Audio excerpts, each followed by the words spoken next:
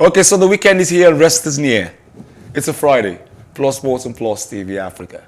And I start today, Osas, not on a bright note. Why is that? Good morning. Now, African champions, the Tigress, will miss this year's FIBA Women's World Cup in Sydney, Australia, scheduled for September 22nd to October 1st, after the federal government on Thursday banned the country from attending all international basketball events following the lingering crisis that has rocked the Nigerian Basketball Federation in over a decade. Now, this is why I'm upset. I've been trying to get Segun Ikweson on the phone. Our producer, Paul George, is still trying to get him on the phone. He's the go-to man when it comes to basketball. Now, this is the data. Nigeria's male basketball team, the Tigers, are #1 in Africa. Yeah. The Tigress, the female national team, are #1 in Africa.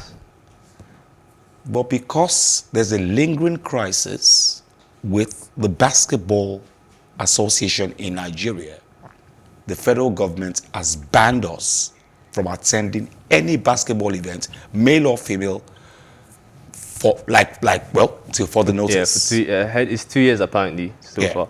I think it's the case of the federal government punishing the wrong people, because the D Tigers, as I said, and D Tigers are the #1 in Africa, and the FIBA competition, the D Tigers are 10 times winners. They dominate this competition. So for them to be missing such a tournament is dreadful for their morale, for the morale of the players, for the coaches, and a lot of effort goes into preparing these girls for this tournament. And obviously, I understand where the ban is coming from in the case that the basketball federations have to get their house in order, but I think we can do that without suspending our girls from such a prestigious competition. Well, but it's government. I've always told Mukail, I've always said it on this show, I am not a fan of politics getting involved in sports. Yeah. I've never been a fan. And this is all wrong.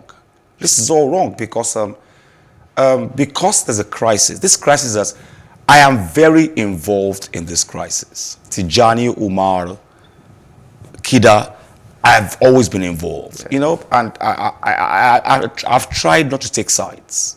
But now it's affecting the basketball. Now, when two elephants fight, the grass hurts. Yes. It's basketball that is suffering. It's basketball, and these guys are just ego tripping. Exactly, and you can imagine what this would do for grassroots basketball. Like players coming up in Nigeria not able to see their idols performing in competition for the next 2 years. It will limit people's exposure to basketball, and it will limit the interest people have in basketball, because we're not seeing it. What you see is what you want to participate in.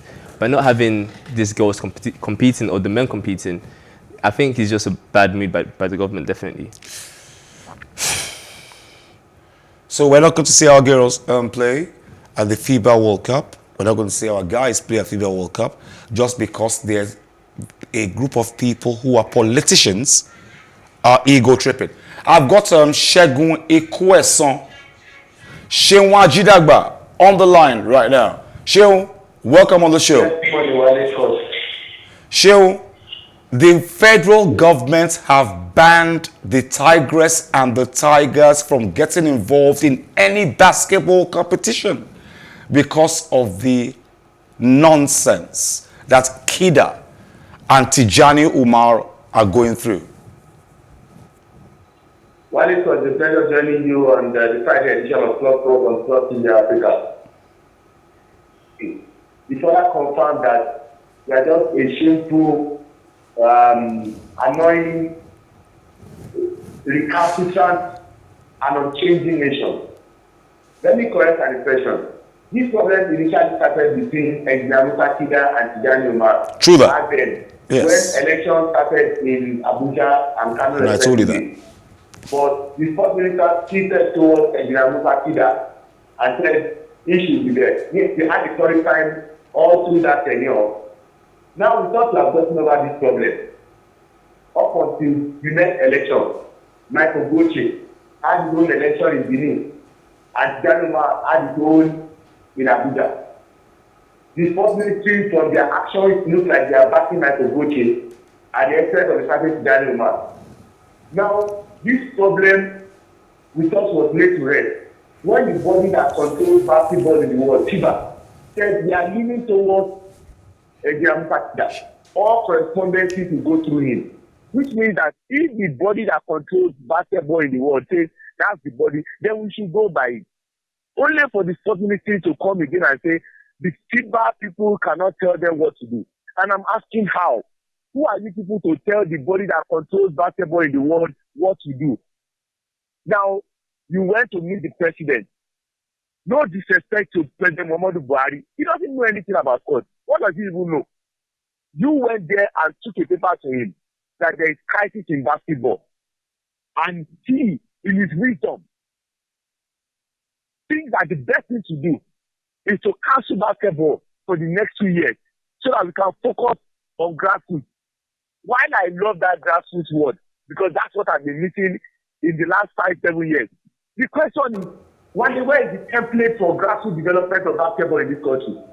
And the template for grassroots development in this country. It's a shame that we allow this to happen. And you know the implication of this? The girls who are qualified for the World Cup, they will not be going to the World Cup. The male team cannot play qualifiers. We cannot take part in any competition, be it at age level or at national level or at international level. No member of the basketball federation can be part of any association. But Shehu, now, Shehu, people will even look at this as government interference. Hello, likely come forward and yeah, 5-year ban. Yeah, hello, Shehu. You and I personally have been involved in all of this. Now, this is just an ego trip by these people. Tijani Umar, Musa Kida, Sam Amedu. It's all an ego thing, but it's affecting our basketball. Their ego is affecting our basketball now. I agree with you 200%. But what is the Honorable Minister doing? What has been his role? Sunday Daddy has been a damager more than a manager. He has ruined sport in Nigeria. You are supposed to mediate in all of these things. There was issue in badminton, there was issue in athletics, there is issue in basketball, and the only thing you can think about as a sport minister, as a right-thinking sport minister, is to destroy our sport and go for your political ambition to become Oyo State governor, which will never see the light of day. Because the honest truth is, in all of this, Wale, you took a paper to the president that the next Super Eagles manager, which is going to be a foreign manager, the federal government should be taking that bill. That is madness. Where in the world have you seen the government paying the coach? And the question I ask him is, Mr. Sunday Daddy, this morning I am cross with you. If you are going to be paying the coach of the Super Eagles, you should be ashamed because you have not made any effort to ensure that all other coaches of the sporting federations are paid by the government. But because of your love for only football and the extension of Super Eagles, you want us to expend our money. I thought they said he who pays the piper, they pay the toll. Now, when you start paying the Super Eagles manager, so that you can start picking his list, and one day, someday, in the Super Eagles, we'll find a permanent secretary playing as left back. What is wrong with us in this country? Are we caught as a nation? Wale, I'm giving up on Nigeria. Nothing can work again. Slow down, Shehu. Now, Osas, Shehu says, as far as he's concerned, he's giving up on Nigeria. The Minister of Sports is doing nothing. And it's a shame that we don't have the #1 team, basketball in Africa, male and female, at any championship because some guys are just ego tripping. Yes, I understand. I totally understand what Shimon is going through because the current he's very emotional minister, right now. He's very emotional right right to be now. emotional because the current minister has obviously seen a lot of turmoil. This is the first time the Super Eagles not going to the World Cup in a long time. The women's basketball and the men's basketball will not be able to compete in major tournaments. So sports definitely is going through a major crisis in Nigeria, and the job of the sports minister is to divert those crises and resolve it. I don't think there's issues in every country has issues with their sports, but I don't think banning the national teams from competing is the way forward. Because of politics. Exactly. We'll talk about that later on subsequent editions. Okay. Let's look at the EPL results. Tottenham stunned Arsenal, the Gunners. Debola is here. Francis Ndem is not here. But of course, Debola is here. And of course, wow. Carlo Ancelotti always gets a plus over Arsenal. I don't know how he does that. Sean, I can hear you. Tottenham beat Arsenal 3-0. I didn't see that coming. It's coming. I didn't see it coming. It's not coming, but I saw the victory coming. Because the truth of the matter is, Antonio Conte. if you look at the two managers, who is practically aware, he has to be Antonio Conte. The problem of Antonio Conte is he has not done well in Europe. But when it comes to winning the league or speaking one time, he knows how to get that result. And he knew that going into that game, there were 4 points adrift of their non-London rivals. The first leg ended 3-1 in favor of Arsenal. And that was under former coach Nuno Espirito Santo. But now, he knew if they win, there will be 1 point behind Arsenal. And with 2 games to go, anything can happen. Now, it becomes a problem for Arsenal because they don't get to play until Monday against Newcastle. But Tottenham have a game tomorrow against Burnley. It seems like also battling relegation. And with the way Tottenham are playing, they smell blood. If they get a result over Burnley, they go 2 points ahead. And Arsenal will be in serious trouble going to face Newcastle. But yesterday was a tactical masterclass. They were not even helped by the red card that was given to Rob Holding. You know, in the space of 7 minutes, it was madness on the part of Rob Holding to pick up that red card.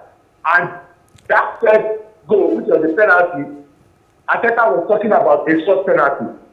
While they permitted to say, Arteta, please shut up.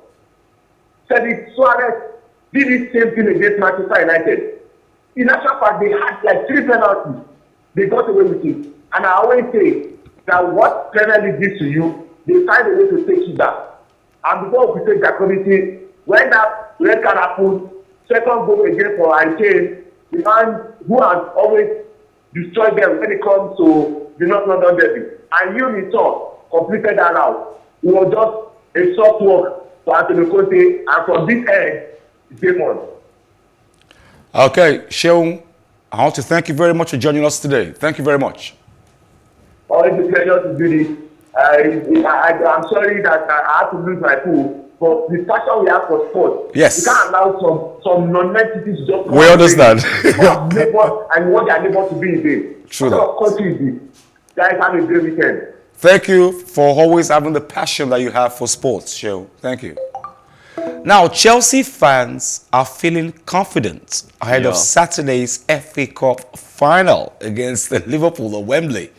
The match will be a repeat of February's Carabao Cup final, which was won by the Reds on penalties following a goalless draw.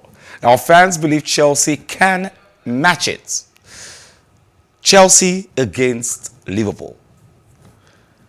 And Chelsea are not going into this with all the confidence they need, but Liverpool have got the biggest assassins in front of goal. Firmino, Sadio Mane, Mo Salah. Luis Diaz added to Luis Diaz in the mix too. Exactly. I think this match is going to be a tough one because Liverpool have so much going for them this season. They fight for the quadruple. They've won the Carabao Cup, winning against Chelsea in the final. They are the Champions League finals. Champions League final. They compete for the Premier League, but I feel they might come a bit short. But Chelsea fans, yes, we are feeling confident. I'm a Chelsea fan. We are feeling quite confident because we feel like in previous matches against Liverpool, even though they've beaten us, we've been in the game. The last match in the Carabao Cup, we lost on penalties.